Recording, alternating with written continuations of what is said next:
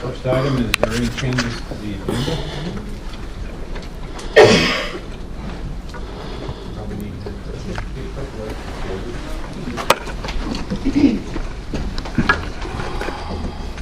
Oh, excuse me. Hearing none, we'll move on to the discussion agenda. The first item is our fiscal year 2017 budget review. As you know, this is the time of year every year when we put together our budgets for your consideration.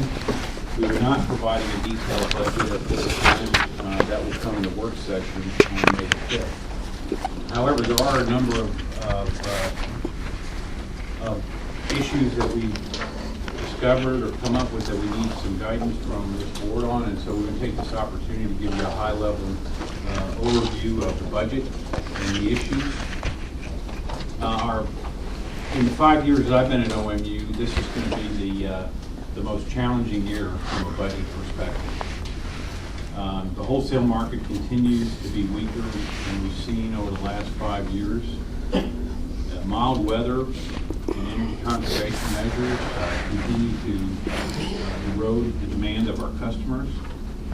And the debt restructuring that we did back in 2012 now is back to full debt payments. And that's really putting a heavy burden on the need for revenues. I just want to say I'm extremely proud of the staff for all the hard work they've done in trying to squeeze out as much as we possibly can in this budget.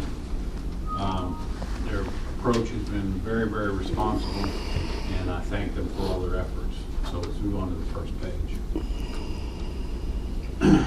First, talk about the water budget. Water revenues are projected to be similar to the fiscal year 16, about a 1% reduction in retail sales and about a 1% increase in wholesale sales to the water districts.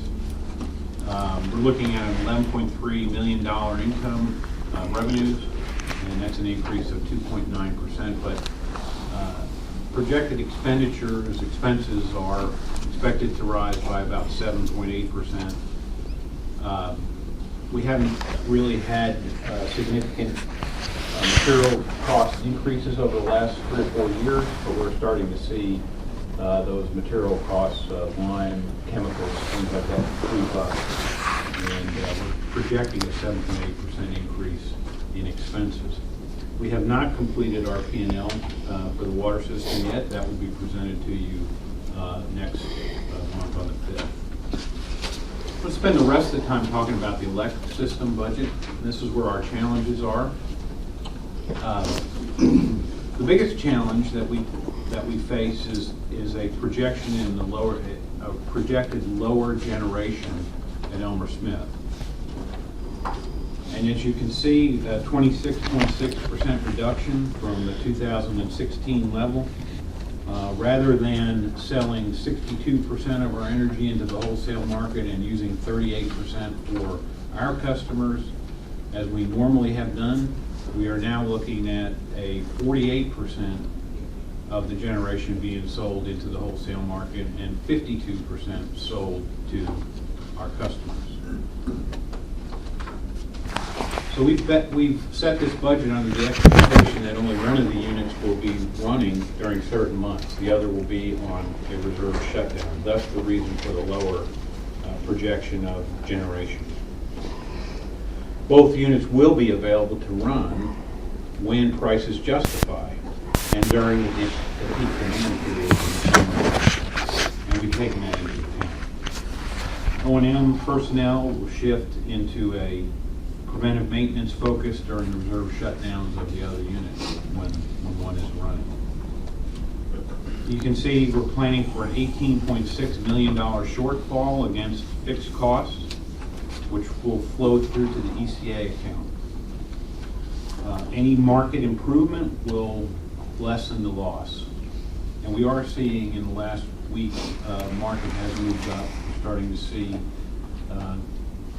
some higher gas prices, higher power prices as the weather's warmed up.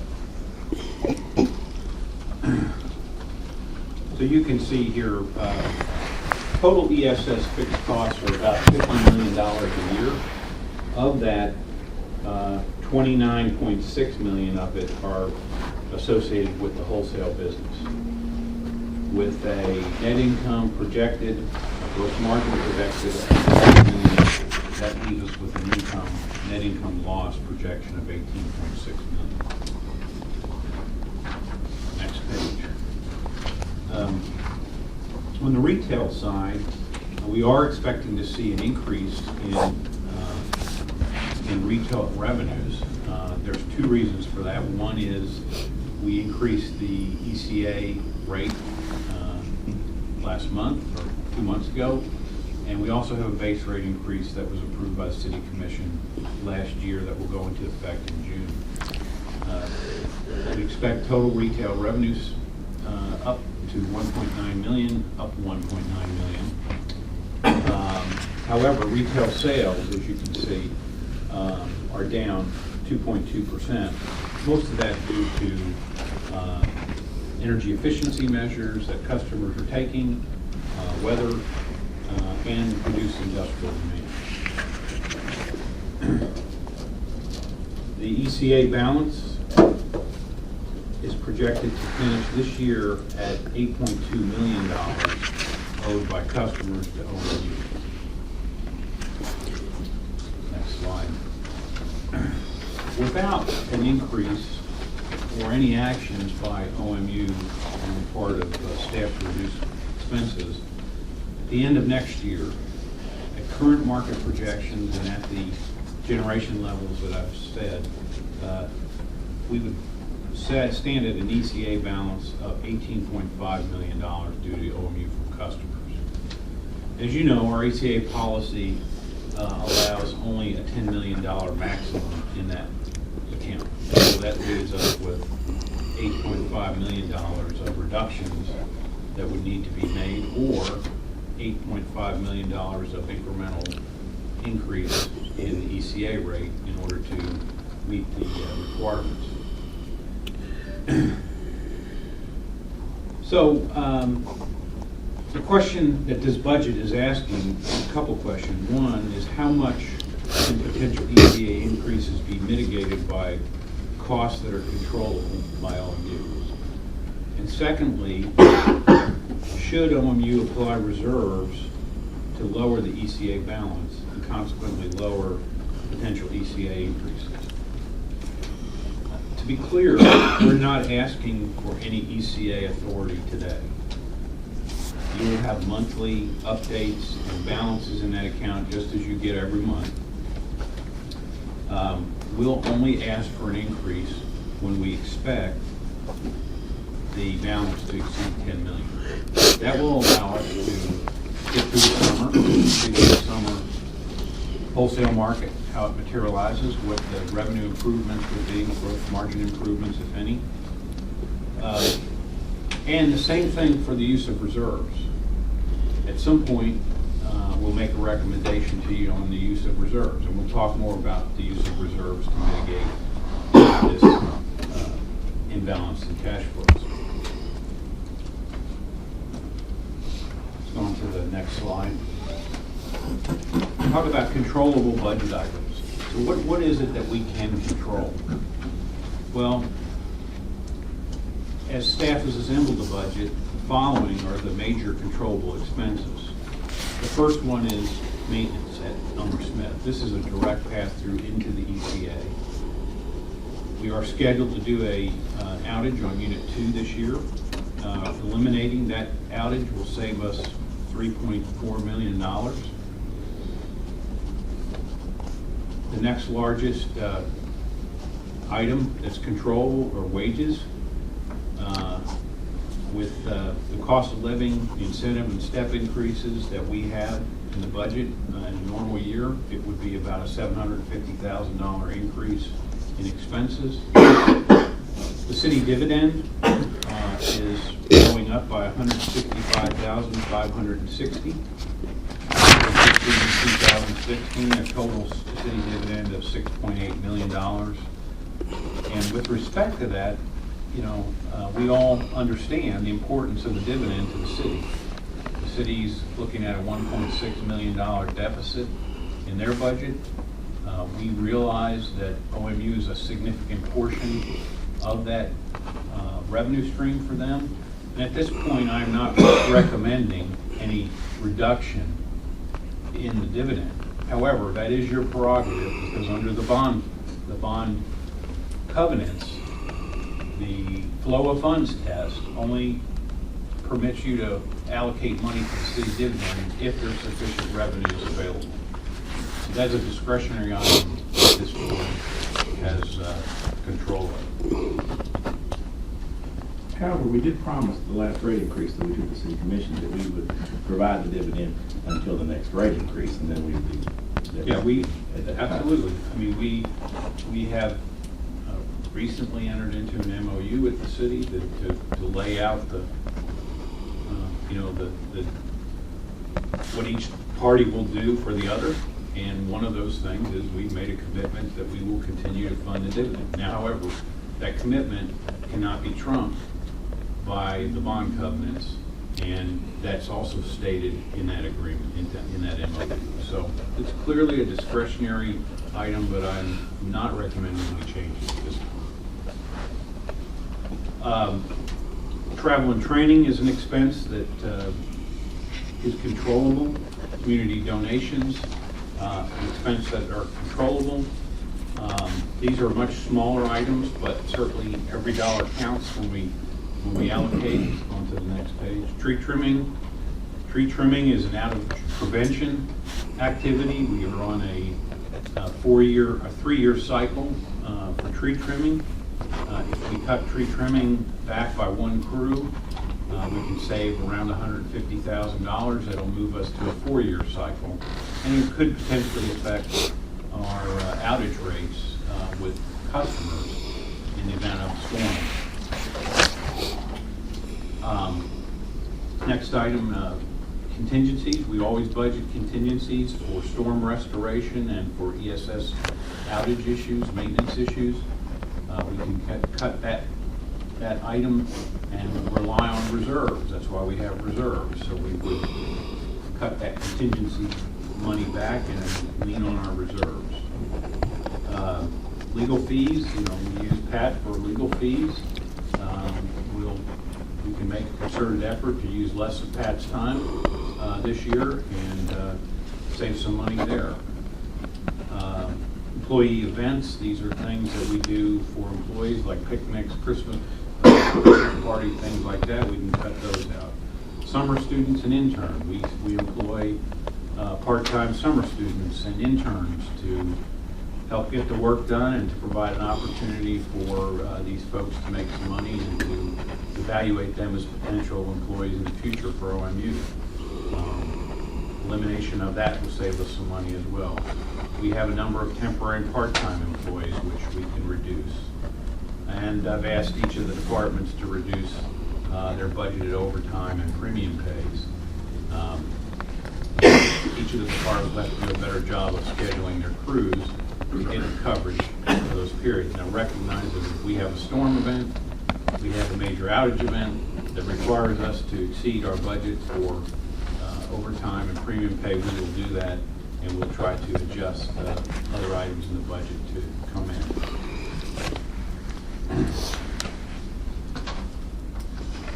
So taken together, these measures can produce about a $5.6 million in lower O&M costs. It's a significant portion of $18.6 million in shortfall. We can do that without increasing the dividend. So that's $5.6 million without increasing the dividend. 3.5 is one item, correct. Next item. So how we've gone about this is we've quantified all the discretionary spending and the impact on performance. Our recommendation at the May work session will take all these reductions into account. The next page. The 3 items that we're soliciting input on today. First is the city dividend increase. In the past, we have deferred that increase in 2012. we did not increase the dividend. Second one is with regard to payroll and payroll increases. What I'm proposing is a wage freeze that will be effective beginning of the fiscal year. That would be no increase in COLA, no increase in incentive, and no step increases for any employee. We would make it, we could fund those programs, as I will recommend, by improvements in net income. So if the market recovers and we start to generate additional net income, if retail sales are higher than we anticipate, and we can fund a payroll increase, we would do that with those increases. And I'm soliciting your input on whether that approach is acceptable to you or not. And then finally, the use of reserve funds to offset a potential ECA increase. And the real question there is, would you support a modification to the reserve policy that would allow us to go below the 1.5 debt coverage ratio that's in the reserve policy? Bond covenants allow us to go down to 1.25 on the electric system, so we do have room. And if we're not in the debt market seeking additional funding, being below 1.5 isn't going to hurt our debt rating on the electric system. We don't anticipate being in the debt markets until 2018 at the current time for the electric system. How far down from 1.5 to 1.25 you think you would go? To 1 point? Well, I'll get to that. I've got a little chart here that we can talk about that. So those are the three issues that I wanted to go over. And I want to talk a little bit about the payroll issue, because this is important to employees, and I think it's important to the community to understand that in the face of potential increases in the ECA, that our employees pay, what I'm recommending is a payroll freeze. Yes. Before you get into this, could you real quickly, to refresh all of our memories, especially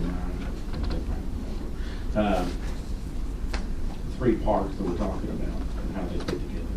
The three parts of Payroll. The steps, the. Yeah. COLA incentive. Okay, the STEP program is a program that we have in place. It's a series of steps in pay progression for each position that we have. So each job classification, employees who come in a certain classification are moved to market price through a STEP program.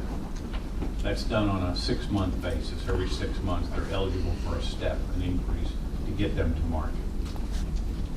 But didn't we, just last year, adjust everybody up significantly to market based on? We did not make very many adjustments. We adjusted a few positions. We did reestablish where the market price was. Oh, that's what. Yeah. That didn't work those people. But that nobody really moved. They just were eligible for some additional steps to get to it. Okay. The COLA, the cost of living increase, is the component that it would be paid to all employees to reflect the cost of living increases. Last year was 1.7%. What we budgeted this year. And then the last piece is the incentive compensation piece, which is 1.3% of total payroll. Total payroll is about $18.5 million. That 1.3% then is paid to employees based upon their attainment of their performance management agreement metrics. And that's the new program that you all approved several months ago. Thank you. So the COLA and the contingency combined is what, 2.3? It's 3%. 3.0%. Kind of benchmark. Okay.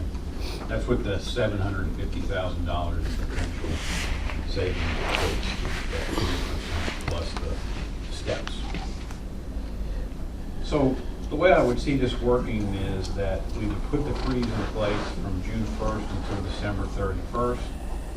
After the November books are closed, finance and accounting will determine the projected retail and wholesale net income for the balance of the year. At that point, if the combined wholesale and retail net income were projected to finish the year $200,000 above the budget that's established, we would fund the STEP program, and we'd fund it retroactively, so that program, people that were eligible for STEPs would be paid their STEP amount.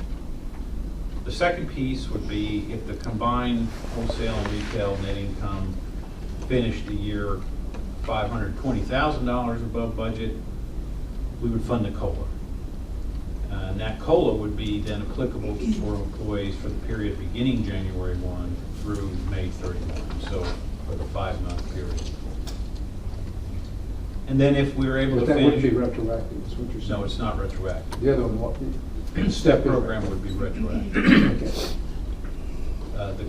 Then if we finished above $750,000 above the projected net income, we would take that money and fund the incentive program. The incentive program would become fully funded, and employees would be eligible based upon their attainment of their metrics for the entire year. So that one is semi-retroactive, because it's really based on performance for the whole year. So that's what I would propose for the wage adjustment in the budget. Let's go on to the last The city budget is budget 0.5%. Sorry? The city budget, city, it is for budget 0.5. They got 0.5 plus the step. They're gonna get 0.5 plus the state. 0.5 plus the step. 0.5. So we're That's kind what I of a think. pay-as-you-go thing. I mean, we have the budget in place, and that would include whatever ECA adjustments we feel like we have to make, plus reserve adjustments we feel like we have to make. Lock that in, and if our income exceeds projections, then we start paying pieces. I guess the way I would- But those items still stay set, right?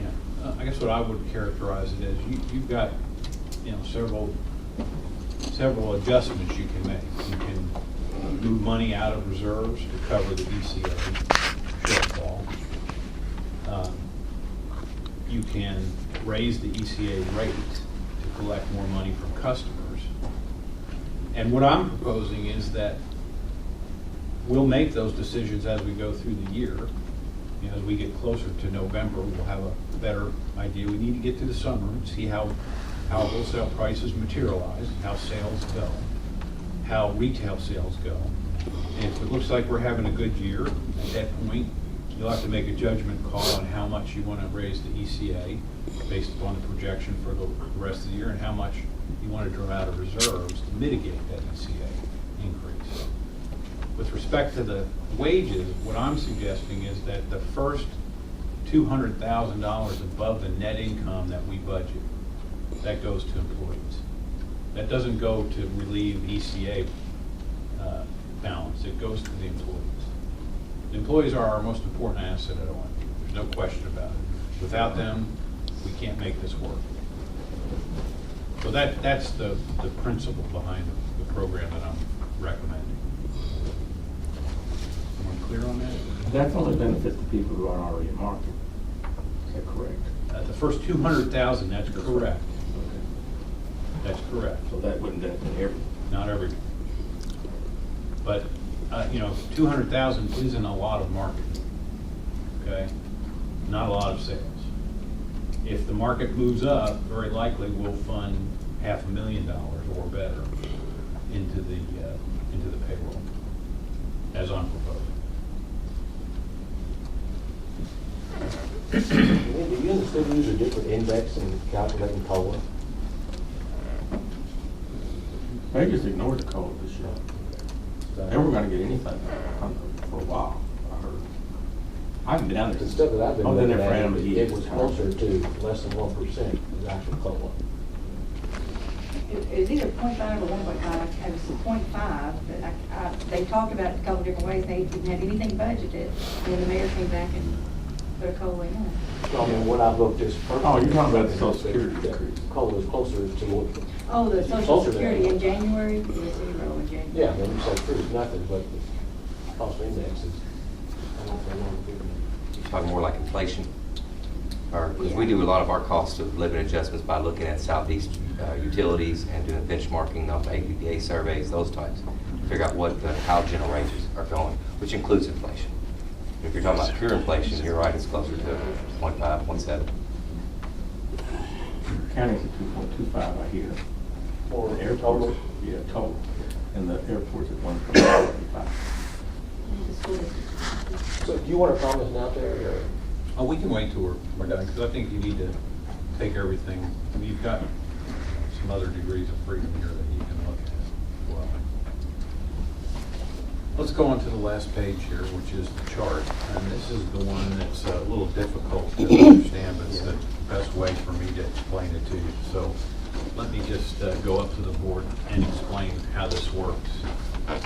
So at the bottom, we have the reserves that could be used to mitigate ECA increases. And we go from 0 up to about 8 million. We have about $10 million in reserves that we could apply to this. That would put us down to a level that we'd be a little uncomfortable at. But we have as much as 10 million. 10 million is 1.25, right? 10 million is 1.25?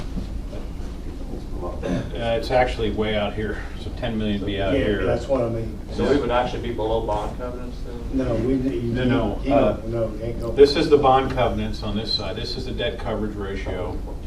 And here is the ECA rate increase that would be required to achieve a 1.5 debt coverage ratio by varying the amount of the reserves that you would apply to it. So if we take an example, the example here is if we look at where these two lines intersect, the blue is the blue. So if we say the minimum debt coverage ratio is 1.5, then, and we look at what would a $4.5 million use of reserves, we'd come up here to this, that would be, and we come over here to the red line then, or down here to the red line, I'm sorry, that would be an increase of about 0.077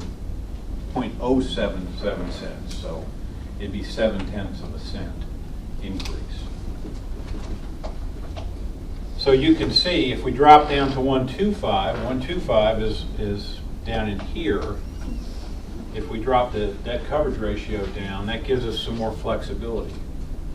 We could mitigate, we could use $7 million of reserves, and we could end up with a rate, an ECA increase that's close to 0. That's the way to use this graph. So I know it's a little confusing, but it's the best way to present all this information on a single chart. Now, we're not asking for a recommendation at this time. We're not ready to forward a recommendation this time on how much reserves we would apply. We're not asking you for a judgment on that either. We want to get through the summer. We want to see what summer revenues look like, and at that point, we'll make a recommendation to you on how much reserves to use and what ECA increase, if any, would be required. So that ends what I wanted to say, and at this point, I'll open it up for discussion. Go ahead, Dan. Well, just before we leave this chart, real quick, you said, would we be able to look at going below 1.5 if we could see how we get back to 1.5, right? Right. So is that on here that I'm not seeing? Not the how do we get back. Okay. The how do we get back is we have to either have improvements in sales and revenues to be able to fund more into the reserves and have more income. We can do that through more sales, higher prices, or through an increase in the ECA rate. So you could postpone an ECA rate increase to a later year in order to get that debt coverage ratio back up. But you feel as a priority, take care of the employees first before worrying about trying to adjust this back if we start taking that. And this is not a one-time hit, this is slow moving. the end of that. My recommendation is that we should set a budget on a net income basis. To the extent we can improve that net income, the first dollar should go to the employees. That was the answer. Yes. And this is not a one-time hit, this is a slow-moving thing that just take away from the reserve as the year goes by, so it may.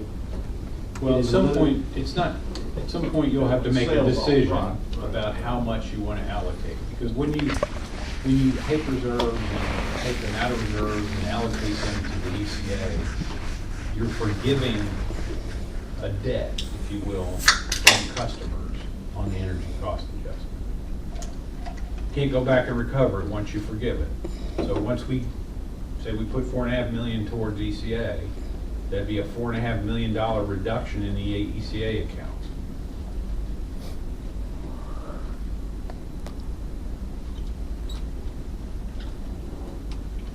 You want to take these? I have comments about all of them. Yeah, I mean, do you want to take them Yeah. one at a time? Yeah. No, I'm gonna do all three of mine and then y'all can go on back to the three of them. That's okay. As I mentioned earlier, I think that due to the OMU, we went to the agreement with the city that we agreed to that, and until we get to the time when they tell us no on a rate increase, that we should honor our commitment to the city on the dividend. The second part, I would like to, retroactive part on the step increases, I would like to go ahead and build that in. So that at least the people who aren't up to market would get something June 1st. And then on the reserves, I like your recommendation to wait and as monthly goes along, we see how that's going. And we can look at it each opportunity. I concur with both of y'all. That's where I didn't have thought about retroactively going ahead and doing the step, but I like that idea. Make sure I'm clear here, when you say retro, what you're saying is. I'm just going ahead and start at June 1st, we're gonna go retroactive. People get to Keep that piece. Keep that in. the budget. But the other is tied to net profit. Gotcha. Yeah, I agree with that. I think as far as the dividend to the city, I think that's basically a tax, just like ECA in a way. And if we don't have the money, I don't, you know. Well, then that's- still get- yeah, we don't have the money. Well, That's- we're gonna that's make all. a change, but it's all a tax on the first, on the customer. Because city dividend is definitely a tax on the customer, just where you got it. Nothing. Where you put it. Yeah, like you said, until they tell us no. You gotta do the dividend, you ain't got a choice. It's moving money from one pocket to It the is. other. Yeah, just to be clear, Basically. I just want to be really clear about this.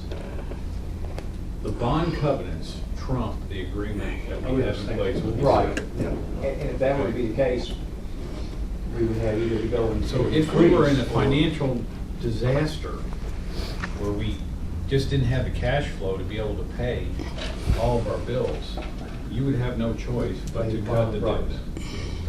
But that, we're not near that. We're nowhere near that position. I mean, the problem is going down to 1.25. Reserve legal, 1.5. No, we don't have As long as we to. stay legal. Yeah, exactly. But you're proposing, we don't really have to decide that right now. Right, it's, would we be open to that as the year goes on? Not would be open to that. What position are we in as we exit this fiscal year? Are we ahead of the game, behind the game? Who we predict to be? Based on current predictions, it appears to be about the same the following year. So, no real improvement. Now, again, markets will change. Absolutely. And the weather will change. And the weather will change. It's my firm belief that when you look at what happened with oil prices bottomed out and came back. We're starting to see natural gas prices come back.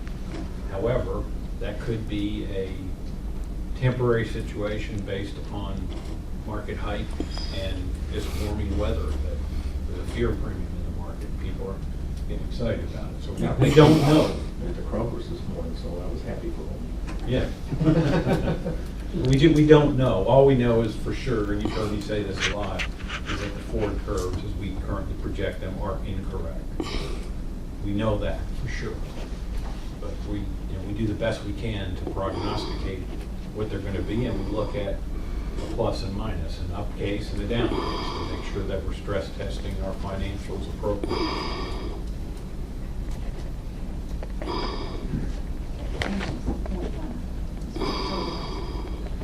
Okay, well, I appreciate the input. Is anything else you guys want to add?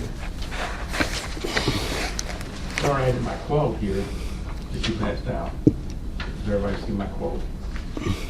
Should I read that at this time? Or- You can. Okay. As always, OMU staff and employees have the ability to meet the current market and economic challenges, as evidenced by our discussion today.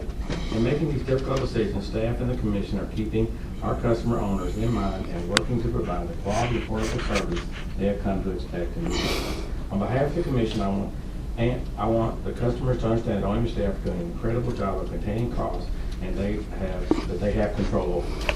And I want to stress that again about what we have control over. If you look at this year's financials when we get to that, she pointed out a little bit, but not as much as loudly as I would probably if I was her, in that of our controllable things, we're doing really, really great. It's only this wholesale market thing, which is not in our control, that is not going well for us. And I want to emphasize that again to everyone. Thank you. Thank you. Really, one thing you didn't mention is this, the ICAMEA. Where are we with that? One time, a year ago, we were looking forward to that, Yeah. helping lower our cost and sell more power, and then we got a lot of money and time invested in that. Are we recovering any of those? The Kentucky Municipal Energy Agency is continuing to develop its power supply agreements. We anticipate that they will finalize those in June of this year.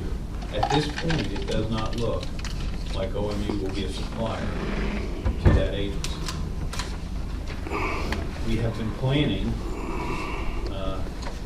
to not be a supplier to that agency, and that is greatly impacting our decisions about the continued operation of Elmer Smith Station, especially Unit 1. We indicated that we believe the right time to cease operations Unit 1 is 2019. The main reason for that is because we cannot justify making additional investments into that unit were it to solely serve OMU's customer base. If we were serving the customer base of the agency, then it might make sense to do it. But at this point, we're not anticipating that. That will have an impact as we continue to evaluate how long we're going to operate Unit 2 as well.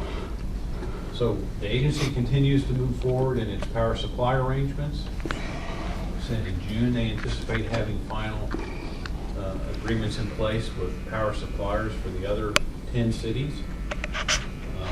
We are actively participating and looking at the what's called the all requirements contract, which is a contract between the agency and the 10 members that will take service from them beginning in 2019. With the anticipation that sometime in the future, OMU will become an all requirements customer of the agency. So we're very actively involved. Rob and I spend a great deal of time working on these issues, but they're far down the road and we're going to see the benefits of that. Nonetheless, we have to continue to plan and spend a lot of time making sure that the agreements that are being put in place now will benefit our customers in the long term. Does that answer your question? In the long run, you think it's going to be cheaper to buy power through that arrangement than this particular Absolutely. sales? Absolutely. That's why we need to stay with it. rather than- And that's why we were, that's why I was an instigator in forming the agency. Always felt that the economies of scale, the diversity of loads and customer base will be beneficial to every participant in the agency. Well, one time also, we thought that we'd be able to sell our excess power to them, and that would help our bottom line. That's right. That's right. Unless unless the train comes off the tracks completely in the next 2 months, I would say the chances of that happening are pretty small. Okay, thanks. I wasn't mentioned in all the discussion, but that's been a big piece of the puzzle.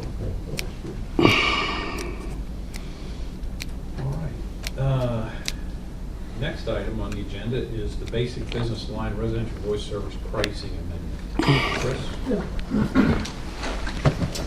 Well, as we continue to grow our telecommunications business, as you'll see in the presentation upcoming, we've had some really good success with voice services, and as we're out there interacting with customers, what we've identified is that there is a need for a basic business line. When we first rolled this out, we came out with a premium business line service that had voicemail included in it and was fully loaded with features, and that's what we priced that $39.99 service at. Since then, interacting with customers, we found that there's definitely this need for a lower price point, but a bare bones minimum business line. So that's why I'm recommending that we roll out a $24.99 basic business line service, no voicemail, no features, just bare bones dial tone. It still would include the unlimited local long distance calling, and then the current installation charges would apply for the installation of that service. And then what I'd also like to do in our pilot neighborhood, as we continue to grow that, we have had some strong interest in residential phone service. And what I'd like to do is the opportunity to start working with 1 or 2 customers over there, work through any of the operational issues. And that's why they always are asking me, what's the pricing going to be? What are you thinking about? So I thought I would try to get this at least preliminary approved through the commission, work with 1 or 2 of those customers. Once we've defined all the processes and procedures, start to roll that out more over in that pilot area as well. And that would be an unlimited local and long distance features, voicemail, all of that for residential customers. So you've actually had interest in installing landlines? Believe it or not, yes, I would not have, No, I wouldn't think that'd be. but a lot of them actually, when I say a lot of them, some of them have bundled services with their current provider. So when we were out there selling our internet service, I did encounter a few that said, oh, if you'd offered phone, I would probably do that, but I currently have that bundled together, and I just don't want to break that agreement or that arrangement. So that's why I want the opportunity to kind of test the waters a little bit with it and see where it goes. Now more to the bundle that will walk. Yes. Is that type of phone service used here in the OMU building? We use it ourselves? I mean, we use SIP trunks. We use those SIP trunks there to a PBX here. We actually get that to a statewide agreement with AT&T, and it's actually just as good. Through that So we have access to some rates that the normal business does not have, and so therefore we use those. The recommended rates here, that just like any, you came up with. Well, yeah, I try to do comparisons of what our potential other providers in the area would offer. Just looking at the industry too. I can tell you that for this service, the other entity that you mentioned, they're about $10. But I think that's an easier price. It allows us to recover all costs. So let's see. Do you have available business owners the ability for them to hand you their current bill and you come back and say, this is what it is? Yes. Yeah.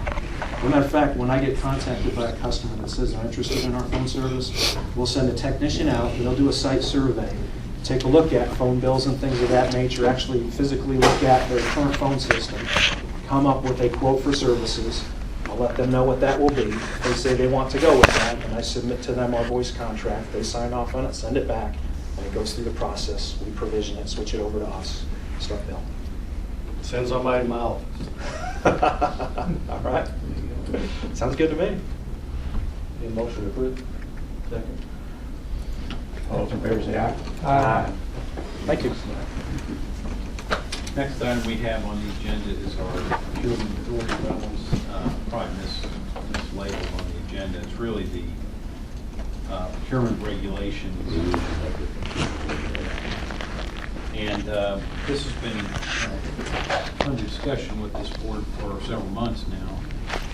We have finally come up with a final recommendation that has been reviewed by council, has been reviewed by our purchasing department, and the authority levels that we have asked for are $150,000 for a delegation to the directors. Was not intending, in the interest of time, just to walk through the agreement. I think any questions you might have, Pat, if you have any comments you'd like to make about I know you spent a lot of time on this. No, just that it was updated to address some things that have been encountered over the years. Any changes in the statutes. Have a second? Second. Any discussion? Hearing none, all those in favor say aye. Aye. I'd like to thank you for all the work you did on that. It's not the most interesting reading, but I only saw one place where you put any hyphen one instead of just any one. But otherwise, there was absolutely no, I mean, it's immaculate. It's thorough, all the little bitty changes what's not the whole You thing. know, when you're dealing with modifications, correct. So you copy this off of some other one, or just things that come up over the year? Yeah. It's very, very thorough. Next item is consent agenda item. Is this where the water thing It is, yes. Would you like to pull that one out? is? I would like to pull that one out, just for a brief discussion. Okay, so that is the termination. Let's see, that's the bids accepted. Let's see.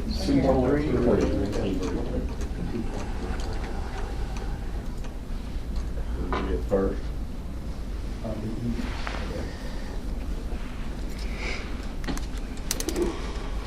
I wish to make a couple of comments about this. First of all, the low bidder and I are in a contract to work to, where I'm a subcontractor in doing for the West Master Pump Station for RWRA. I furnished a copy of my contract for anybody that wishes to look at it, can have a look at it. It's being made public. I will not be involved with any contracts with the low bidder or the awarded person as long as I'm a member of this commission or until the project's completed. The other thing is in the determination of who is the most responsible bidder. I had no input whatsoever to anyone, and anyone here on the commission can say that. Other than the fact that I've worked at HDR many times on many projects in the city, I've done a lot of the work for RWRA, and some of the ones that I worked on was basically water treatment plants. And when I did the directional board project from Center Street to Union Road, I worked with them. They were the RWRA side, and I was on the drain side, and I managed both of the projects in the field, cost of other things. I have a lot of respect for the low bidder, and I think that OMU's personnel did an excellent job. They went and visited all these different sites. They seem to come away with a good opinion of HDR. In the acceptance of the bid, it's my opinion that this project is so important to the people of Owensboro that maybe the board have a little bit of finger in it as it develops on the schematic design phase as to routing of the proposed easements for water lines, for discharge lines, for disinfectant methods, and a general overview so we really have a grasp of how it's going to work for us. At that point, they can move forward with their design process. But I think that would be important to have those kind of presentations to the board at some point by probably so that we can have a good understanding and as a board feel confident, not that they're not going to do a good job, but that we understand what they're trying to do and where they're trying to go. I have personally looked over how it's going to be managed. I have a great respect for Russ's resume over there. I studied that, actually requested that to be sent to me. So I know since he's going to run the project, what his abilities were. And those are my comments. So that's It appears to be a really good company. I still, before they move forward with the full-blown design, I still want to be convinced we're doing the right thing going to liquid bleach. I'm still not satisfied that that's the right approach. Okay. So at some point, I'd like them to convince me of that. And I'm hoping that y'all can convince I don't me want of to this. Part of Can we put you in a room and open the chlorine canister and open the bleach canister to see which one you like better? That's not the issue. As part of their design process, early on, we'll be doing a lot of what I'll call mini studies on different aspects of the process design. That's right. This is one of them. Now, we've been given direction from our boss to proceed with chlorine, liquid bleach disinfection. That's one of the things we can certainly look at and bring back, have HDR come back to the board and give you a presentation on the pros and cons generally and the pros and cons in our specific application. That's not a problem. Other aspects, the routing of the sludge line and the new water main, we've got a couple options for that. We can bring that back and go over those pros and cons as well. General plant design is pretty routine. We do have some areas we think we can do some analyses and unit analysis of whether we can save money on capital, and if that actually saves money over the 50 year life, we can actually cut the capital costs. And we can present those as we go. That's not a problem. Well, as with Tony, I'm not 100% convinced whether eliminating chlorine is a good or bad idea. I've done my own research, and I'm not the cutest you are, Kevin. And my background is a lot of other things dealing with wastewater treatment plants and industrial plants. I just want to make sure we're making the correct, best decision for everybody, and we're condensed and it's defendable. So that's where I'm. Yeah. And You're the environmental guy and a power guy, and I'm the other side. yeah, I mean, I understand the concerns. I will tell you that I will be hard pressed to be convinced to go another way, because as a community, there's no reason for us to have to expose our residents to potential release of chlorine when there's a viable alternative to it that does as effective job. There's considerable amounts of chlorine already, you know, when it's I understand. cylinder form, just like yours. I understand that, but, you know, as a municipally owned utility company, I think it's in our customers' best interest. It's always about managing your risk. That's right. You can all, and what dollar value is that risk acceptable? Right. Well, that's what we need to have presentations. Yes, on. that's They're all- right. All clear, so we're as convinced as you are. Interesting. I think if you go ask anybody in the emergency response community here in Owensboro, they will agree with my opinion on it. I'll make a motion, if I could, I would reinsert that back into the consent agenda. Okay, we just vote on it all one time. Make a motion that we approve the consent agenda. All those in favor say aye. Aye.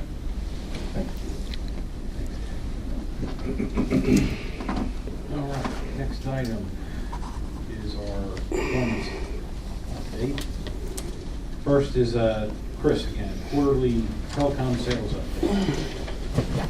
I get to go over a little bit of good news. Last quarter was great. As a matter of fact, March was one of our best months on record for telecom. So you can see that if you compare this quarter here to last quarter here, even though we had the 2 disconnects, a lot more new customers, new circuits. That's what that light blue is. I want to see a lot of light blue on there. Blue is good, red bad, but light blue is really good because that means new folks coming to our service. Here we go. On the internet side, you can see there hasn't been any disconnects on the internet side for some time. So those disconnects I mentioned on the previous slide were point-to-point circuits, which we've talked about. Although I've had some new ones come up, so it's kind of strange. They just won't go away, which is great. We want to keep those around for as long as we can. So bandwidth is continuing to grow. Commercial voice. So yeah, what I mentioned earlier. You can see March was a great month for us on voice across the board with different services too. We had some SIP trucks, hosted PDX, a whole variety of things. So we're up to about close to 140 voice lines right now. on the business side. Residential internet, doing well.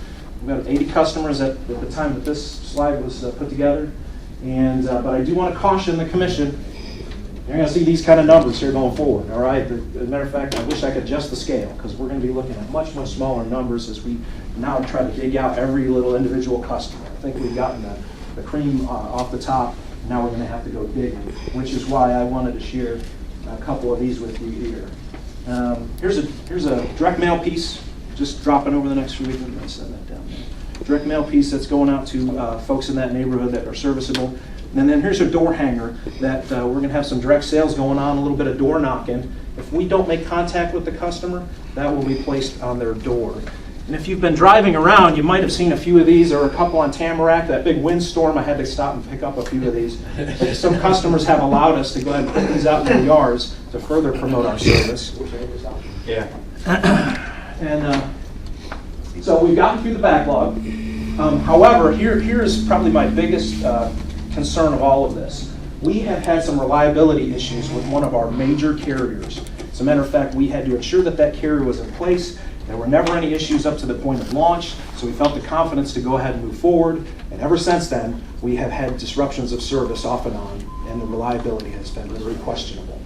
It puts a bad reflection on us, and as I'll mention in a minute, survey results indicate that everything that we have control over, we're doing very, very well. The customers are very pleased with our installation contractors. Customers are very pleased with customer care support. But this reliability issue has got to be solved. And so the steps that we're taking to solve it is we're upgrading a secondary circuit. Unfortunately, that is going to take some time. Right now, it's looking like it's estimated to be June or July before we can get that into place. Once that's there, if this carrier has an issue, the customer will never know it, because they'll automatically transition over to that higher level of circuit. As you guys do know, we have secondary and tertiary circuits in the background there for our commercial customers, but they aren't a full gigabit level. They can't support that high capacity. So when we do have a major outage with this circuit, everything flows to those other circuits, and the commercial customers have priority over traffic. So most of them will notice a little bit of a slowdown, but they won't notice a disruption of service. But because residential has the last priority over anything available, they will see pretty much no service at all right now. Once we have that other circuit upgraded and we have that situation, they should flow through without much problem. So that's just trying to balance the bandwidth and keep ratcheting it up as we go.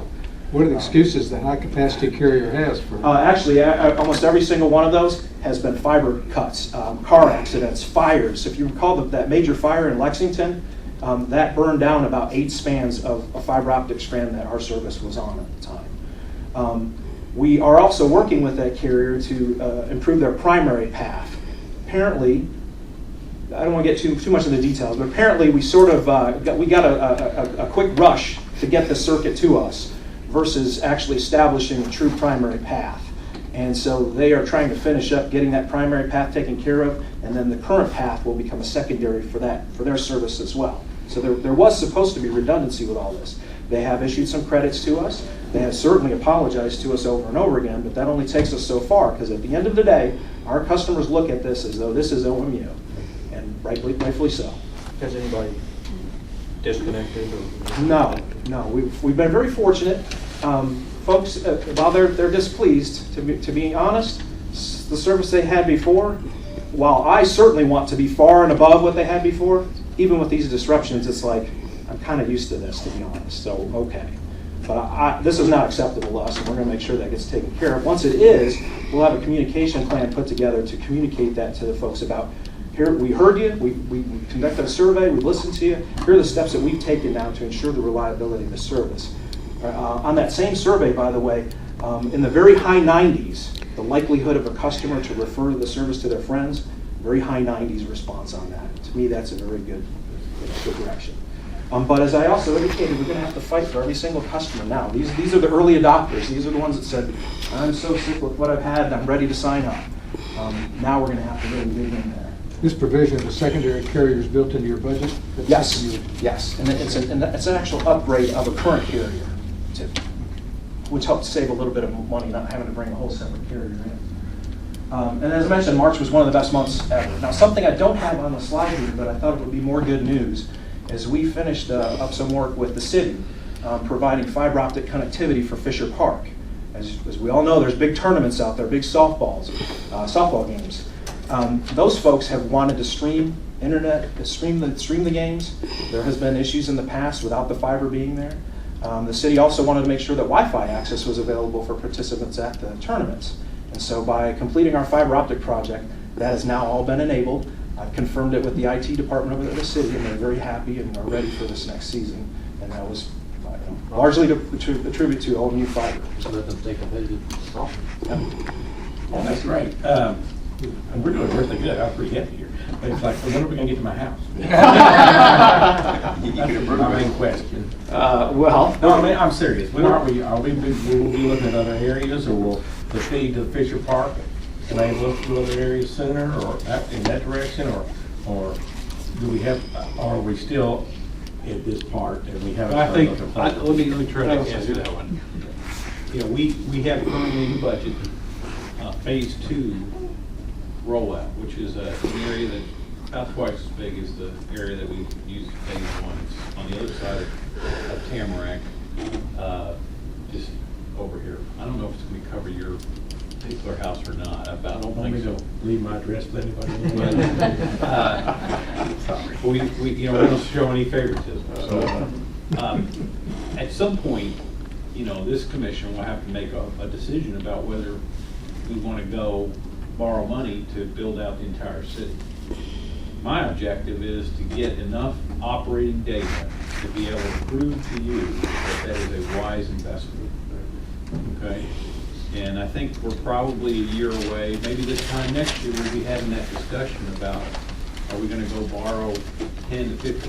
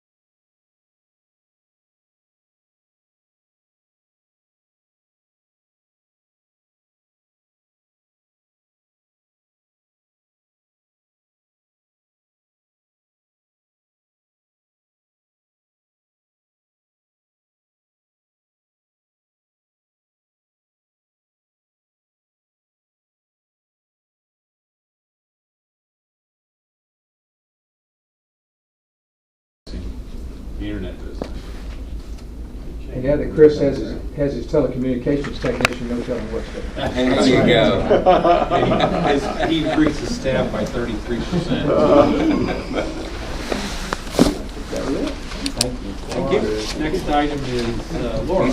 Laura Chapman will give us a very quick summary of the last quarter.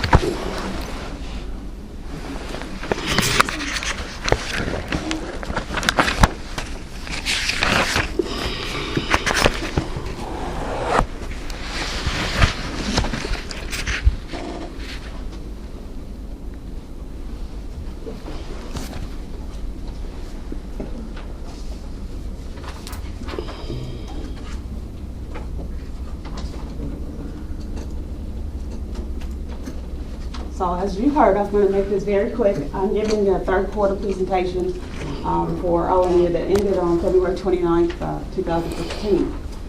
I'll start with the consolidated electric system. Just want to remind you it consists of our 4 units, retail electric, our Elmer Smith generating station, wholesale power marketing unit, as well as our telecommunications unit.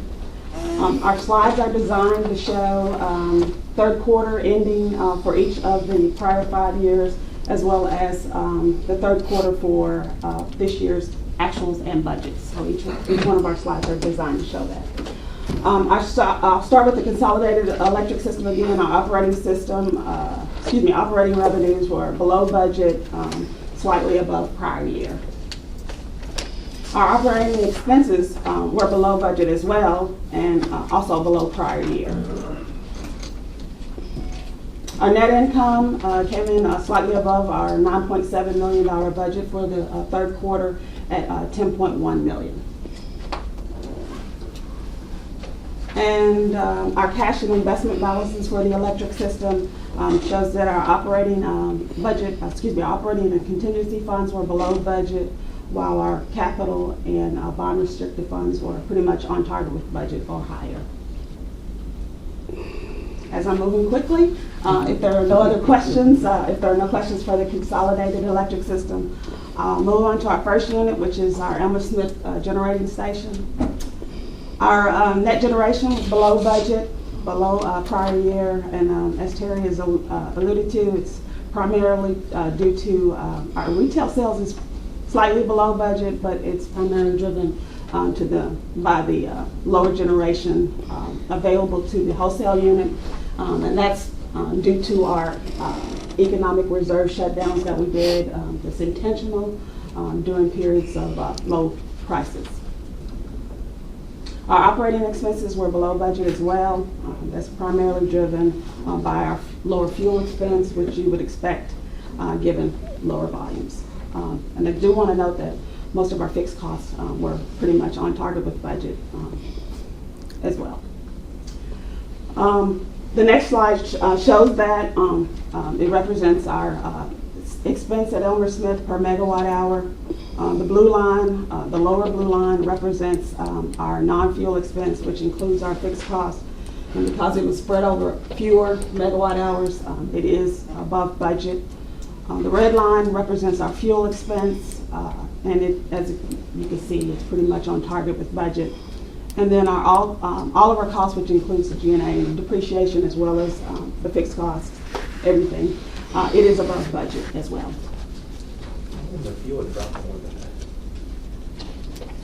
One of the things with the reserve shutdowns, there are more startups, and startups are burning fuel with no megawatts, so the fuel per megawatt goes up just a tad, even though our actual coal costs are down. And I think the thing to keep in mind is when we do these reserve shutdowns, one of the things that we do is we go back and back test to make sure that that was the right choice for customers, that it did in fact save money for customers. And in every case, it is. But even though we're paying a little higher startup costs, it's still the right answer for customers. Right. Okay. If there are no other questions for Elmer Smith, I'll move on to wholesale power marketing. I'll start with our the market prices that we were able to achieve, as shown on the left. Through the power markets, as you can see, through our concerted efforts, we were able to achieve prices that are pretty close to our budget. However, the CEPA sales, which are represented on the right side, shows that it was quite a bit. Our market prices were quite a bit lower than the budget. As a result, our sales in the wholesale power marketing unit were quite a bit lower than budget and lower than prior year, which translates into lower revenue that was lower than budget and lower than prior year. The next slide shows our expense at wholesale power marketing, which is also lower than budget and lower than prior year. It's primarily, of course, driven by your purchase power, which is directly related to your volumes. The next slide shows the breakdown of our purchase power expense. Again, shows the story there is lower fuel, which you would expect. Yeah. And that's it with wholesale power marketing. Unless there are any questions, I'm moving right on to retail electric. Our sales, retail electric sales, were above budget and slightly below, below budget and slightly below prior year as well. Our expenses, our revenue were above budget, above prior year. That is partly due to, or is due to the additional ECA revenue that we were able to recover due to the shortfall in the wholesale. The next slide shows the balances of our our energy cost adjustment. As you can see, the blue line represents our actual balance, and the red line represents our budget. And as you can see, we're basically completely opposite. in the opposite position of what we planned to be. We were planning to be in a due to customer position, and we're in a due from customer position of about $4 million. Our operating expenses were below budget, slightly above prior year. Again, our volumes are a little bit down, but our fixed costs are about the same. This shows a breakdown of our purchase power, which pretty much is the same story here. Are there any questions with retail before I move on to telecom? Telecom, Chris has already given you a presentation. This is as of the third quarter. The revenues are above budget, above prior year. Major component there is our commercial revenue, which the components are shown, the individual components are shown here. Point to point is higher, which covers our lower dark fiber and internet sales. The expenses at telecom were below budget, a little bit above prior year. And that's it for telecom. Our water system, the sales were above budget, a little bit below prior year. And our revenue was above budget and above prior year. Our expense for the water system was managed to be below budget, just a little bit above prior year. Similar to the electric side, we show our expense per unit, which is per 1,000 gallons at the water system. As you can see, it's below budget on a And then our net income came in at about $665,000 compared to our $191,000 budget for the third quarter. Can I insert something right here? As a matter of policy, I recollect from last year that we changed our policy of the days cash on hand as a policy. I don't remember if we changed it from 150 to 125. Went down to 125 the minimum, 150 the Target. But I'd like to, what we have to do to get that back to the 150 to reestablish that.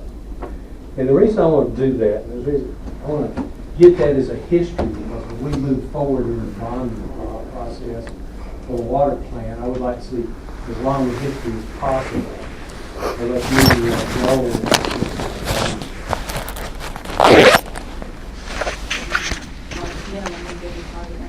Right. Do we need to make this, change that in some way? I think we had to do that last time. We'll need to amend the policy. We'll bring it to you next month. Okay. Unless anybody disagrees with you, I think that makes sense. Yeah, because we will be borrowing a lot of money. Yeah.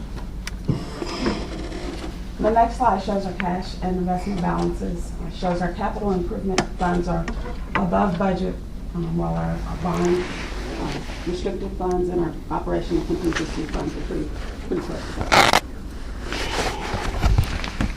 That's it for the water system. I'll move on to our G&A. I want to note that this is total G&A, total OMU G&A. It's kind of difficult to see that when it's all split out among our units. The first slide shows our total G&A being lower than budget, a little bit above prior year. It also shows the allocation between the units as well.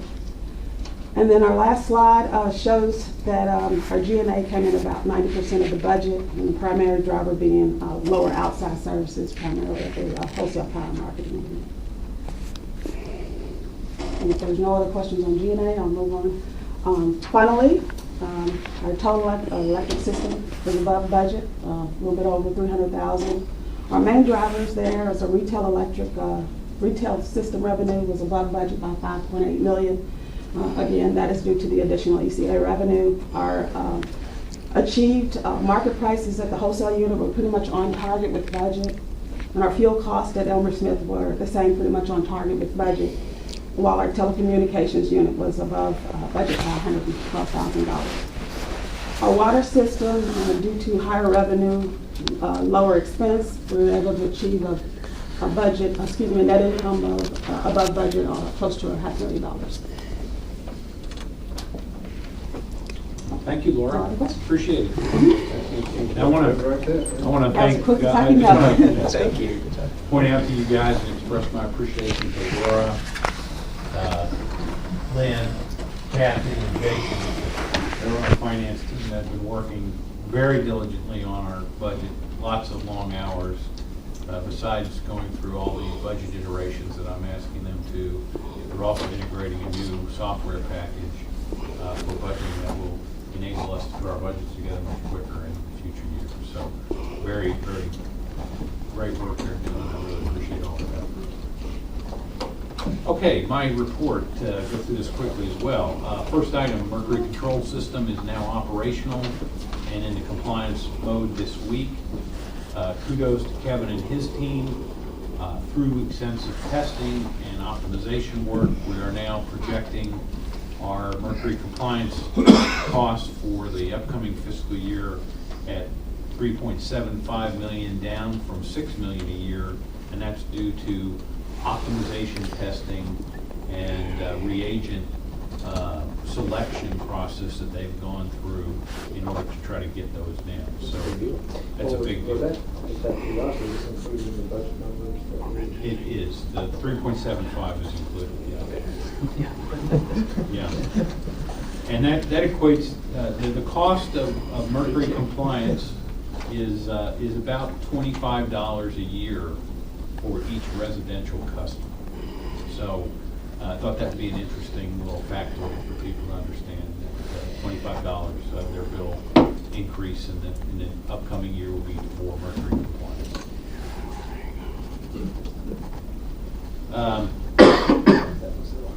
We've already talked about the budget. Again, I will remind you that May 5th is a work session. We will provide the detailed budget at that point in time and be seeking your approval at the May regular meeting. Another good news from the plant, 100% of the gypsum produced at Elmer Smith from the FDD system has been sold into the wallboard market. That's helped us to minimize our disposal costs for that FGD waste. And the plant continues to do a great job of marketing that material and get as much of it put back into beneficial reuse as possible. Another great thing that's been done at the plant, these challenges we faced with low off-peak prices, the plant's been doing extraordinary work on trying to optimize operations of the plant at night, to be able to get to lower loads. Every megawatt hour that we can reduce production in the off-peak period, but still be available to obtain margins in the on-peak period, helps us to increase our gross margins. And so through work that Kevin and John Allen and the operations staff have done, technical services staff, they have been able to reduce these minimum levels, minimum generation levels, and that's resulted in not only higher gross margins, lower losses that we have passed through the PCA, but also lower emissions. When we burn less coal, we have less emissions, and that's a good thing for the community. So great work for them. A lot of it's due to stabilization gas that's being used now to keep the units at that lower level with a much more reliable, constant flow of natural gas. But the economics there still warrant the use of natural gas as opposed to coal. Yes, a lot of that. Per unit too. And then fifth, power marketing. We are seeing revenue improvements through forward energy hedging program. We have this ongoing hedging program. That program has been very beneficial as we've gone through these lean times. Selling contracts at a higher price than when the market is when we have to deliver results in a large mark-to-market gain. That mark-to-market gain shows up in our P&L every month as we unwind those hedge positions. So that program is working very, very good.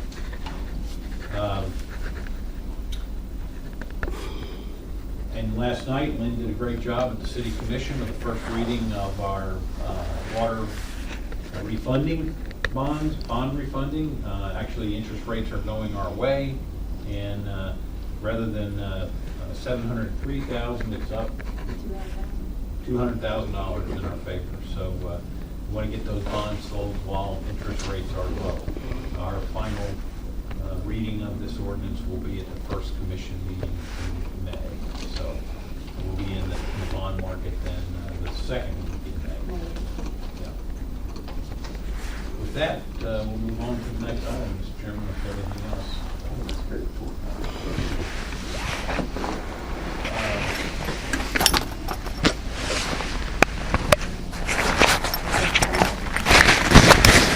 Consolidated electric income through March 2016, the income is up 2.7% above budget. Expenses are still down more than revenues.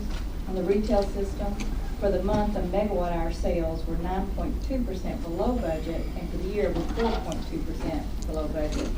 The fiscal year to date, actual retail performance without the ECA adjustment were at 1.6% above budget. On the wholesale system, for the month, the megawatt hour sales were down 65.9% below budget, but for the year, we're down 43.9%. Fiscal year to date, net income were down 178.5% below budget. Telecommunications were $124,000 better than budget, and on the water system, were $561,000 better than budget. The table at the bottom of the chart shows where we expect to end the year. On consolidated electric system, we think we'll end up 2.4% better than budget. The retail side performance without the ECA adjustment, 1.3% better than budget. And then the wholesale, we expect to be 107.6% below budget. And then telecommunications, 126,000 better than budget, and water, 558,000 better than budget. Yeah. Yes. All right. Moving right along, item F1, you have my ratings on the compliance reports. I found everything to be in compliance. Next item is the legal policy review and development. You have in your package there the legal counsel evaluation review. I think this is 2 months ago we decided that we needed to comply with that aspect of our governance policy, and we have compiled the performance of our council, and great to report that you have rated him as exceptional. So I agree with that rating, and we're now able to check off that box on our governance policy. So I thank Dr. Maddox for working with the staff on putting together this performance evaluation form. If you have any comments, now would be the time to voice those comments. I also want to thank Dr. Maddox. I thought the performance was very well done, and made it easy for the rest of us to complete. Yeah, I don't think Pat Smith ever got dry with this whole issue. I tell you, he's a six board member. I think he's been very helpful, at least for me in my first year. So thank you. I appreciate your comments. Well, I mean, the comments, you say it all. All right, I'll need a signature then from chairman before we leave on this item.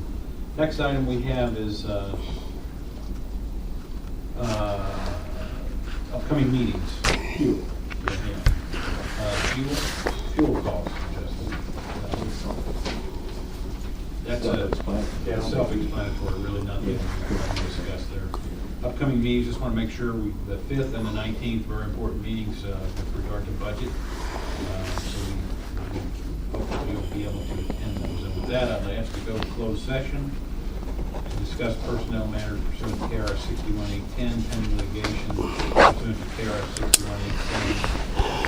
And matters which are required to be discussed in privacy pursuant to KRS 61810-1K, including but not limited to KRS 61878 1CI and KRS 61872-6.